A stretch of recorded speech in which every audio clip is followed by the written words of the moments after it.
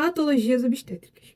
Nesse assunto aqui, nesse tema, a gente vai começar primeiramente falando sobre o abortamento, que é a morte ou expulsão ovular ocorrida antes das 22 semanas de gestação, né, que o feto ele não tem condição de sobreviver em uma vida extrauterina, então a gente chama de abortamento, que ocorre antes das 22 semanas de gestação. Ou quando o concepto ele pesa menos de 500 gramas, né? Então, a morte perinatal é aquela que acontece a partir das 22 semanas. A neonatal ocorre após o nascimento. E o abortamento é a morte que ocorre antes das 22 semanas. Aí a gente faz uma subdivisão ali, né?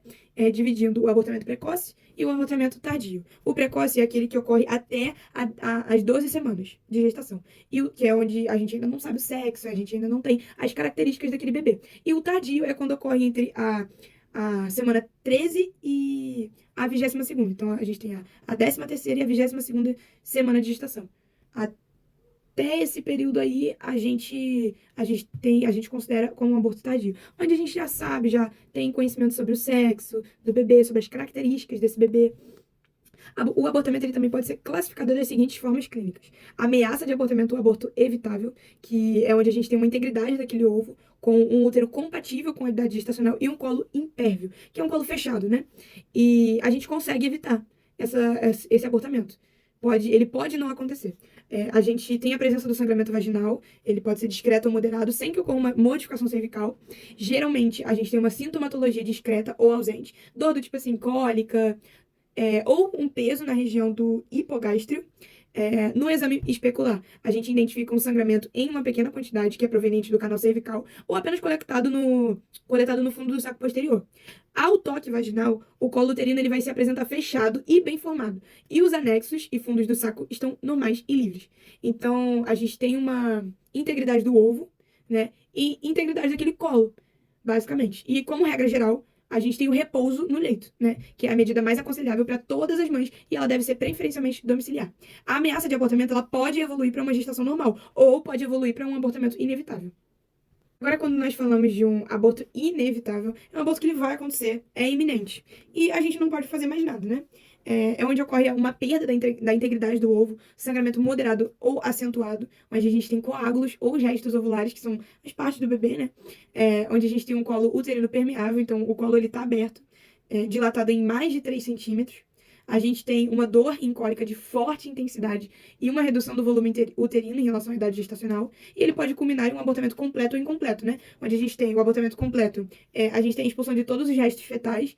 E no incompleto, a gente tem a retenção dos restos fetais, onde a gente tem que realizar a curetagem. Aí nós temos o aborto retido, que é basicamente esse aborto incompleto. É a mesma coisa, né? Onde a gente tem essa interrupção da gestação com a permanência do produto conceptual na cavidade uterina.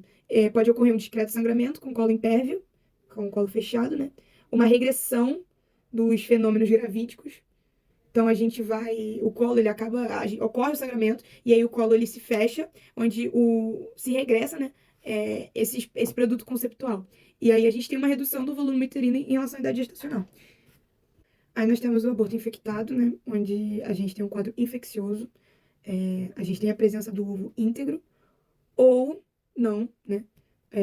E a gente tem um quadro hemorrágico variável.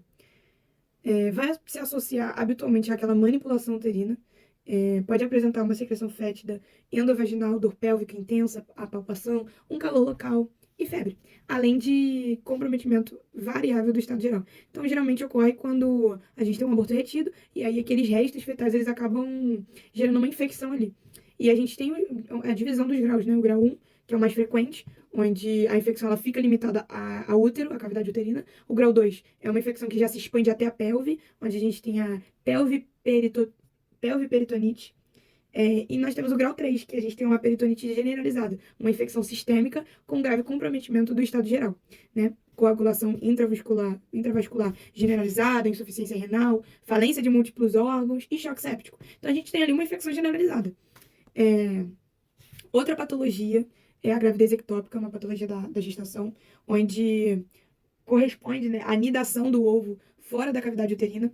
Ela é mais frequente quando a gente tem um óvulo embutido nas tubas uterinas, né, na porção ampular. Então, é uma gravidez basicamente que ocorre fora, uma fecundação que ocorre fora do útero, né?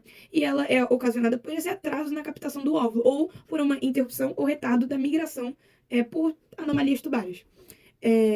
A mulher, frequentemente, ela apresenta uma história de atraso menstrual, o teste positivo para gravidez, ela tem uma perda sanguínea uterina e uma dor pélvica intermitente. Na fase inicial, evoluindo para uma dor contínua e intensa. Então, no início, a gente vai ter uma dor pélvica intermitente e depois a gente vai evoluindo para uma dor contínua e intensa, com sinais de irritação peritoneal. A gente tem sinais como lipotimia, que é a sensação de desmaio, né? E a gente pode chegar a quadros graves com choque hipovolêmico, na dependência do volume de sangramento, né, intracavitário. Quando a gente realiza palpação nas zonas anexiais, essa palpação ela pode provocar dor e demonstrar a presença de tumor, nos casos de gravidez ectópica. A doença trofoblástica gestacional, também conhecida como mola hidatiforme, ela é caracterizada pela degeneração trofoblástica ocorrida após uma gestação tópica ou ectópica, ou seja, normal ou não, fora ou dentro do útero. Ela pode apresentar-se como uma mola hidatiforme, coroadenoma, destruens ou coriorcarcinoma, que é o câncer, né, basicamente. Onde o diagnóstico ele pode ser feito pela presença de sangramento vaginal intermitente, geralmente de pequena intensidade. É indolor e, por algumas vezes, é acompanhado da eliminação de vesículas, que são bolhas, né? É um sinal patognômico, que significa que é um sinal único e exclusivo daquela doença. Então, se a gente tem uma eliminação de vesículas, a gente já sabe que é a doença trofoblástica. Não tem bebê, a gente só tem a presença dessas vesículas. E a gente chama aquele útero assim, parece que ele tem tipo como se fosse um cacho de uva ali dentro. A altura uterina ou o volume uterino, em geral, ele é incompatível com o esperado para a idade gestacional nesses casos, da mola hidatiforme. Onde a gente tem um útero em efeito sanfona, que é quando ele enche e esvazia, né? Por conta dessas vesículas, né? Não há presença de batimentos cardíacos ou outras evidências de embrião nas formas convidadas. Como eu havia falado, não tem bebê ali, não tem o feto ali. A presença de hiperêmese é mais acentuada, podendo levar a mulher a estados de desidratação e distúrbios hidroeletrolíticos. A gente sempre tem que atentar para a presença de hipertensão arterial precoce, já que essa doença, essa patologia, ela é a única condição de pré-eclâmpsia previamente, ou seja, antes da 20ª semana de gestação. Então, essa doença é a única condição que pode gerar uma pré-eclâmpsia antes das 20 semanas de gestação. A gente também tem como sinal ali, a gente se atenta, né, para a quantificação do beta-HCG, com níveis muito acima do valor normal, onde esses valores, né, essa quantificação, ela pode ajudar no diagnóstico da doença. Então, se eu tenho um beta-HCG muito acima do valor normal, eu posso chegar, né, é um sinal dessa doença, eu posso chegar no diagnóstico dessa doença. Agora, a placenta prévia, que é a inserção baixa de placenta. Ela ocorre no 3º trimestre de gestação e consiste na implantação da placenta inteira ou parcial no segmento inferior do útero. O normal é que ela seja implantada na parte superior do útero, mas nesse caso de placenta prévia, ela vai ser implantada no segmento inferior. As mulheres multíparas, ou seja, que tiveram 4 ou mais filhos, ou com antecedentes de cesáreas, elas são consideradas de maior risco para esse caso da placenta prévia. E são considerados também fatores de risco: idade avançada, curetagem uterina prévia, a gravidez gemelar de gêmeos, né? Patologias que deformem a cavidade uterina, cesarianas anteriores, né? E infecções puerperais. A gente tem uma hemorragia espontânea ali, que se produz, né, porque o bordo placentário ele se desloca na formação do segmento inferior por despregamento do istmo. Então ali a gente vai ter a placenta e ela vai começar a descolar. Então a gente vai produzir ali o processo de hemorragia espontânea, onde a gente vai ter uma perda sanguínea por via vaginal súbita de cor vermelho viva, de quantidade variável, e não é acompanhada de dor. Ela é episódica, recorrente e progressiva. Então, o exame obstétrico ele vai revelar um volume e tono uterinos normais e, frequentemente, uma apresentação fetal anômala. Habitualmente, os batimentos cardíacos fetais são mantidos, habitualmente. A gente deve evitar, de todas as formas, a gente evita a realização do toque vaginal. Então, basicamente, a placenta ela serve para levar os nutrientes para o feto. E ela deve ficar localizada na região superior ali do útero, né? E aí ela vai se desprender da parede abdominal e ela vai descer. E ela vai ficar submetida e implantada na parte inferior. E isso vai gerar uma hemorragia espontânea e indolor. E lembrando, deve-se evitar a realização de toque vaginal. E as mulheres multíparas e com antecedentes cesáreos são consideradas de maior risco para a placenta prévia. Aí nós temos também a DPP, que é o descolamento prematuro da placenta, onde ocorre a separação intempestiva da placenta do seu sítio de implantação no corpo uterino, né? Então a gente tem o descolamento da placenta do útero, né? Antes do nascimento do feto, em uma gestação de 20 ou mais semanas completas. Sua incidência ela é responsável por altos índices de mortalidade perinatal e materna. Aí nós temos os principais fatores que podem gerar esse problema, né, essa DPP, que são estados hipertensivos, os fatores mecânicos, né, como traumas, a queda, pancada, agressão doméstica, acidente de carro, todos eles podem ser fatores que geram essa DPP. Retração uterina após o esvaziamento rápido do polidrâmino, e alterações placentárias também, como placenta circunvalada, infartos placentários decorrentes do tabagismo, má nutrição, alcoolismo, diabetes com vasculopatia, enfim. Apesar de todos esses fatores, em grande número de casos, a causa primária do descolamento é desconhecida. Esses são apenas fatores de risco, fatores predisponentes para a DPP, sendo que a causa mesmo da DPP é desconhecida. Então, a DPP, ela inicia-se com sangramento no interior da decídua.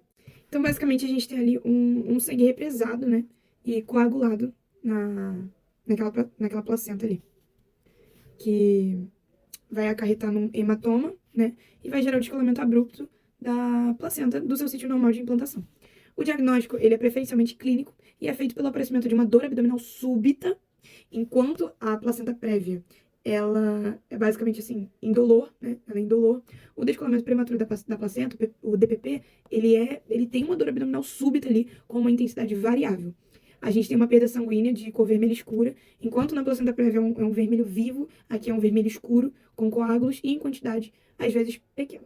Na fase inicial, nós temos uma taquihipersistolia, que é quando o útero ele contrai e endurece para poder expulsar o bebê em sofrimento fetal, seguida de uma hipertonia uterina, um aumento, né, do tônus uterino, e alteração dos batimentos cardíacos fetais, o que vai caracterizar um sofrimento fetal pela diminuição da superfície de trocas, né, e a morte iminente.